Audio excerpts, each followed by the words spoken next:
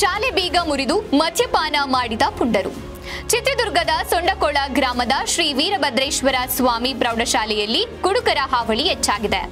ರಾತ್ರಿ ವೇಳೆಯಲ್ಲಿ ಕೆಲ ಪುಂಡರು ಶಾಲೆಯ ಬೀಗ ಮುರಿದು ಒಳನುಗ್ಗಿ ಮದ್ಯಪಾನ ಮಾಡಿ ಶಾಲೆಯ ಪೀಠೋಪಕರಣಗಳನ್ನು ಹಾಳು ಮಾಡಿದ್ದಾರೆ.